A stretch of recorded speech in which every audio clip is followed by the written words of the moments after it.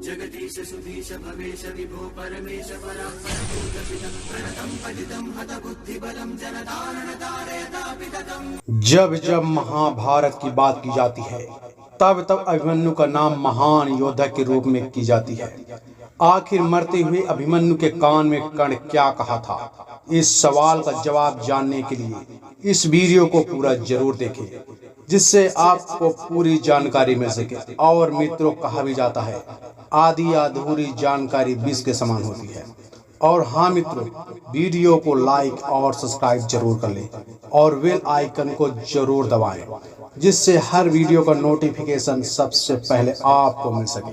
चलिए मित्रों, देरी ना करते हुए आज की यह ज्ञानवर्धक वीडियो शुरू करते हैं। जब कौरवों पांडवों में महाविनाशकारी युद्ध शुरू हो चुका था, इस महाभारत युद्ध में कई बड़े योद्धाओं की लाशें जमीन में पड़ी थी। चारों तरफ मातम दिखाई दे रहा था। यह कारवा वीर अभिमन्यु का था, जो लगभग 16 वर्ष की आयु का था। वह पांडवों की सेना की ओर से लड़ रहा था। कौरवों के बड़े बड़े सूरवीरों को मूली गाजर की तरह काट रहा था। इस युद्ध को 12 दिन बीत चुका था और कौरवों पक्ष की आधे से ज्यादा सेना धराशायी हो चुकी थी और दुर्योधन के 100 भाइयों में 84 भाई भी वीर गति को प्राप्त हो चुके थे। मित्रों, यह देख दुर्योधन पागल सा हो रहा था, क्योंकि पांडवों की ओर से अभी तक कोई पांडव मृत्यु को प्राप्त नहीं हुआ था। तभी दुर्योधन ने गुरु द्रोण से कुछ ऐसा करने को कहा जिससे पांडव ही मारे जाए, और गुरु द्रोण ने चक्रव्यूह की रचना की। चक्रव्यूह इतना शक्तिशाली होता था कि कोई भी योद्धा एक बार उस चक्रव्यूह में फंस जाए तो उसका निकलना नामुमकिन होता था।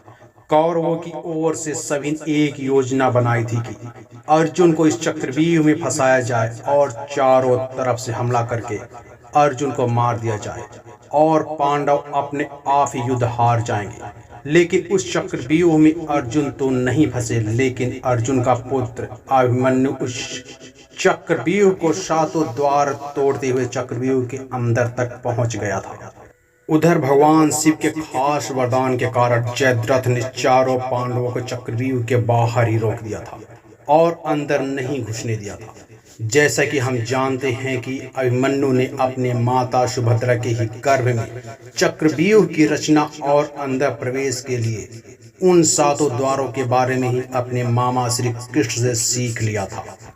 और कौरवों ने इसी का फायदा उठाया और अकेले ही अभिमन्यु से सारे योद्धा एक साथ चारों तरफ से लड़ने लगे।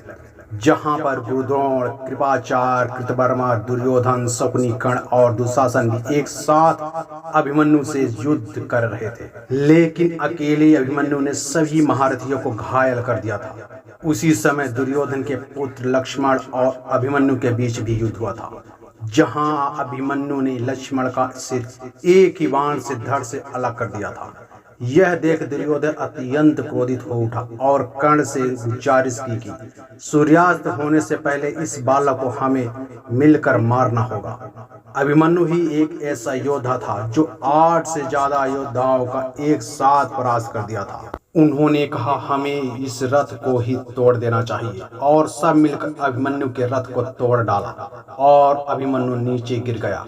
उसके ऊपर 8 से भी ज्यादा महारथी निहत्थे अभिमन्यु पर टूट पड़े। तभी भी अभिमन्यु रथ का पहिया लेकर एक एक को परास्त कर रहे थे।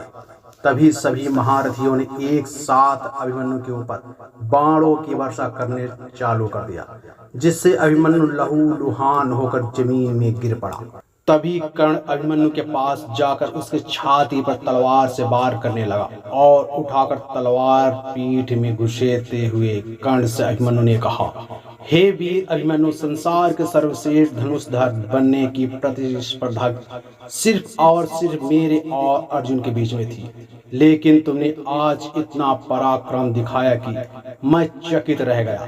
तुमने यह ताज हमसे छीन लिया है। अब दुनिया कहेगी इतने सारे महारथियों ने मिलकर एक अकेले बालक का वध कर दिया। अब तुम इस नरक रूपी संसार को छोड़कर स्वर्ग चले जाओ। पुत्र, यहाँ तुम्हारा नाम ऐसे वीर योद्धाओं में लिखा जाएगा जो किसी भी वीर योद्धा का सपना होता है। मित्रों, यही वो शब्द थे जो कर्ण अभिमन्यु के कान में कहे थे और उसके बाद कर्ण ने अभिमन्यु का वध कर दिया था। मित्रों, अगर आपको हमारी यह खास वीडियो अच्छी लगी हो तो कमेंट में जरूर राय बताएं और कमेंट में लिखें वीर अभिमन्यु अमर रहे।